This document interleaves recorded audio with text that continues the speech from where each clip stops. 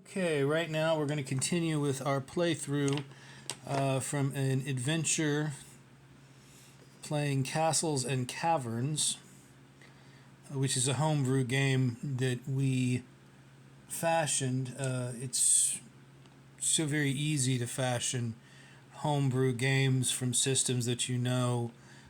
It's one of the easiest things really to put together. And if you know what genre you want to play in, and you can play in multiple genres because the mechanics will fit with any genre. There are really only two mechanics, I believe personally, in every role-playing game. That's the mechanic of resolution of any action, usually assigned or tied to attributes such as strength, intelligence, dexterity, fortitude. They're anywhere between 4 and 6, sometimes as few as 3. And there are different dice systems based on those scores, to figure out if you do resolve things the way that you want to, or that is favorable to your character or characters you're playing. The other system being, of course, combat. You can use a dice pool system, or simply roll a d6, and whoever gets the highest roll, or compare strength attributes, roll against armor classes based on strength attributes. All of those things are possible. Here we have our three adventurers, Lance, Daff, and Erwin. And they're in an underground cave. They're looking for, we've established, a hidden artifact. That artifact is a crystal goblet that has been stolen from the local village. It was in the shrine in the local village, and it's been taken. It's been taken to this underground series of caverns and crypts, presided over by the giant spider Korax, who has been hit by our thief, half-elf thief, Erwin. The rest of these characters are becoming more and more developed as the adventure goes, but Erwin here drove forward with the dagger and hit the spider Korax here and cost him 3 hit points. And then our cleric, who is the least developed of the characters yet, Lance, but who's got an interesting, possibly an interesting backstory involving why he has become a cleric. We believe that's one of the threads, as they call it, moving through one of the subplots. So journaling that is important, or keeping notification of that, these things as they come up either in your imagination, as you are the game master in a solo game as well as the player. Or if they come up, you interpret them based from an oracle roll, a roll against the oracle, or a roll against the, if you want, also, of course, using the, where is it at? Where is it at? It's so indispensable. Darn. I don't seem to have, here it is. Rolling against, obviously, the fate chart in the Mythic GM emulator, Mythic Game Master emulator.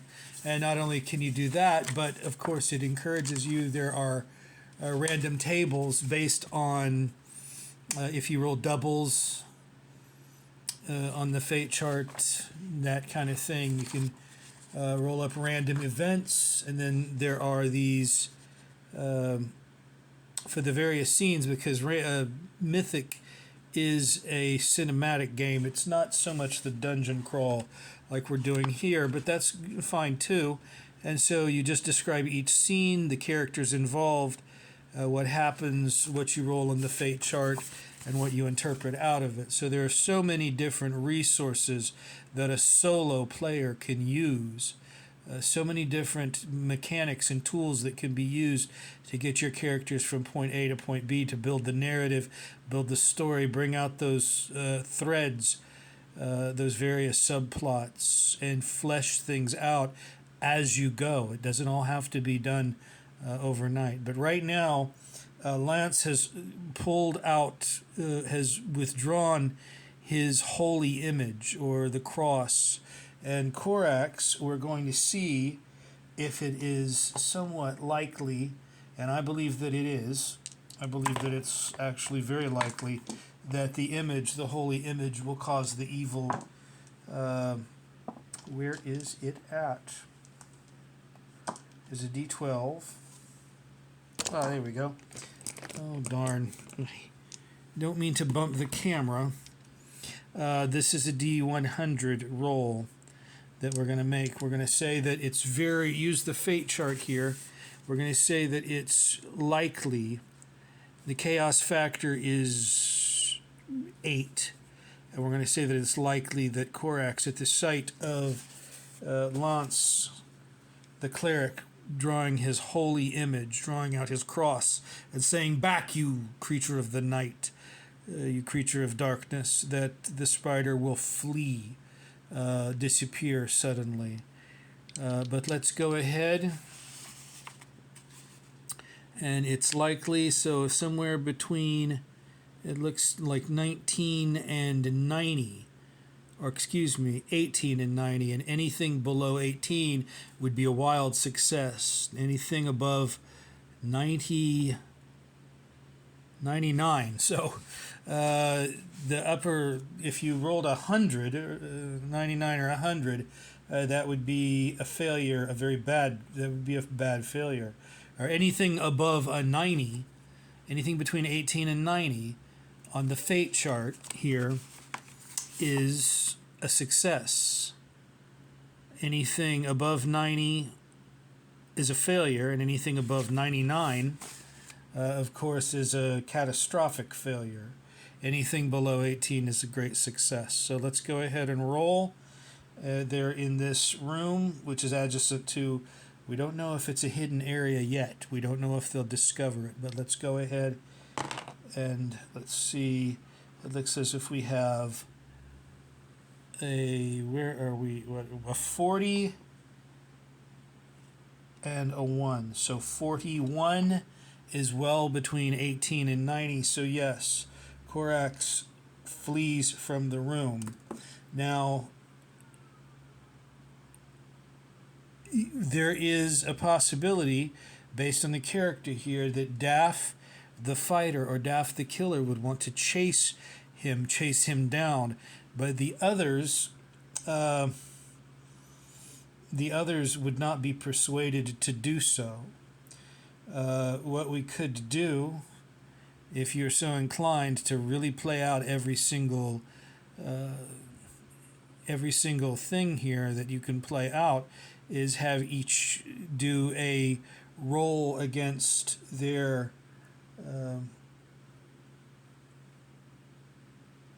intelligence, as if to argue back and forth about what the best thing to do. But I don't feel that that's what's going to happen. I feel instead that let's go ahead and let's just say that the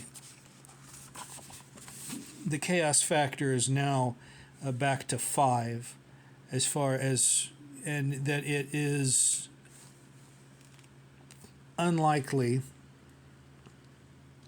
that they're going to be persuaded to go with Daff to go chase down Korax, the killer spider, the giant spider. So somewhere between 7 and 35 would be, let's just go ahead and ask, are they persuaded to go chasing Korax? And it'd be somewhere between 7 and 35. Are they persuaded with Daff? Daff wants to go. We will go and we will chase him down. Come on. And the others say, no, you're crazy. You're insane. That sort of thing you could imagine, or well imagine. Very early here, so I have to watch out. Don't want to get too exuberant. But let's go ahead and roll. And we have 949. So let's go ahead and see. So that is a failure. That is a failure. So they do follow him to chase into the next room the spider, Korax. So it would be, but I don't feel logically that I believe that he would have been able to disappear, as he knows this territory far better than they do. But they chase him into the next room. That would be, if they could move 6 spaces, if you really want a simulation, if they can move 6 spaces a turn, then they've all taken 1 turn going into the next, or racing into the next room. But again, you don't have to get that. You don't have to be that. They don't find him, I believe. And that is just logically, I believe that he would disappear into the shadows, so to speak. But we can go ahead and see that it is very likely, a near sure thing, somewhere between, again, 18 and 90. It's a near sure thing that Korax would be able to disappear, would be able to find a pathway to disappear to. So, yeah, they can't find him. They're searching around in the dark. Where did he go? Where? This is the one that holds the key. This is the one who we seek to find the crystal goblet, the golden goblet, to save the town. So they're back where they are, have started. They're in this new room, this new facility, and they're searching for their prey, so to speak, because they feel they have him backed into a corner. But it may be that, and for some reason I feel that it's Erwin the elf who recognizes that Korax, though he may boast that he's the lord of this, lord of these caverns, lord of these caves, is not actually so, that there's one boss monster that's even more terrifying than that. So let's go ahead, and we've still got a few minutes here. I don't like to make these videos more than about 15 minutes at a time. Let's ask the question, is there anything in this room that is important, pertinent to what we're trying to finding the crystal goblet? Is there anything in here that can help us? Let's say there's about a 50-50 shot. The chaos factor may be a little higher than what we have first perceived. So somewhere between 13 and 65. So we'll take up our D100. And we failed. The answer is no. The answer is no. Unfortunate. And the answer is a most vehement no.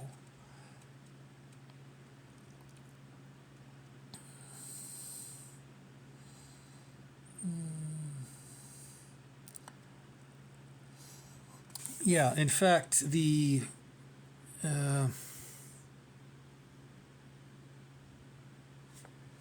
yes, the answer is no. So there is nothing there except the bare walls. Is there anything? There's nothing there of any value or use, but there is this area marked off as unknown or hidden area. Do our adventurers, and what we should do here, really, I mean, if you want to really utilize the mechanics of the game roll against the IQ to find if they find that hidden door. We have IQ stats for all of these characters, so let's say it's incredibly hard. We'll go back to our difficulty modifiers here.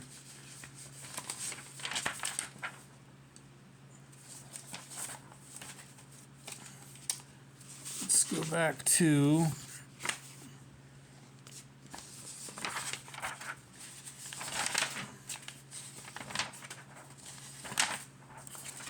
difficulty table right here. I believe it would be very hard, so we need a 19 or higher on a d20 roll.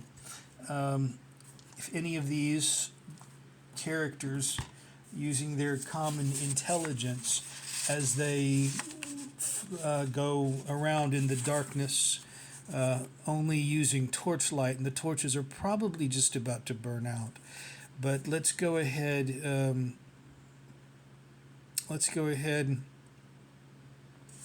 And they need on a d20 roll a 19 or higher. So the intelligence of Irwin is a +5 modifier to any d20 roll. He did not make it. Let's go ahead. Lance has an IQ, his modifier is +1. So he made it. So he is one that is really, he has, for the past two scenes here, he has really stood forth as the prime adventurer. So he has already discovered the hidden door here. Look, friends, a doorway to a hidden area. Let us explore. Okay, so they have discovered the hidden area. Let's go ahead and ask the fate chart, and the fate chart is the absolute favorite here. Is there anything in this room?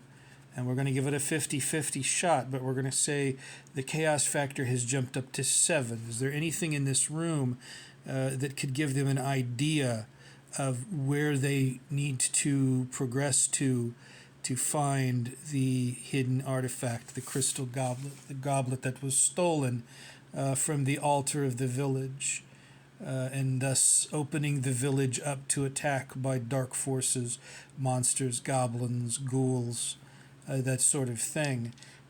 So again, 50-50 shot, chaos factor is 7, so somewhere between 15 and 75, with anything below 15 being wildly, most vehemently yes. Anything above 90, well, anything above 75, but anything above 96 being an incredible no. So let's go ahead. That is, we need to re-roll that because we moved it.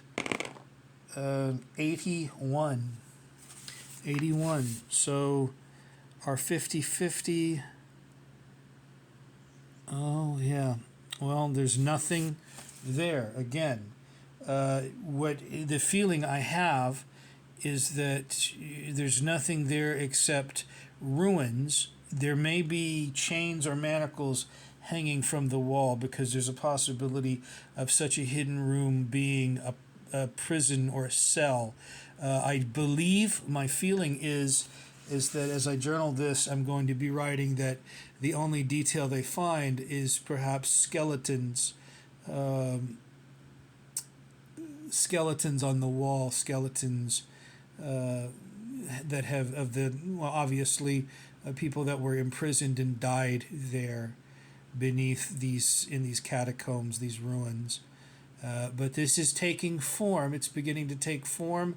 We know more about Lance now. We know that he has saved the day a couple of times. We know that a holy object will send the giant spider Korax fleeing. That worked very well. The impetuous Daff was who we decided to follow unaccountably. All right, well, it's 20 minutes, so thank you very much, and you have a good morning. Bye-bye.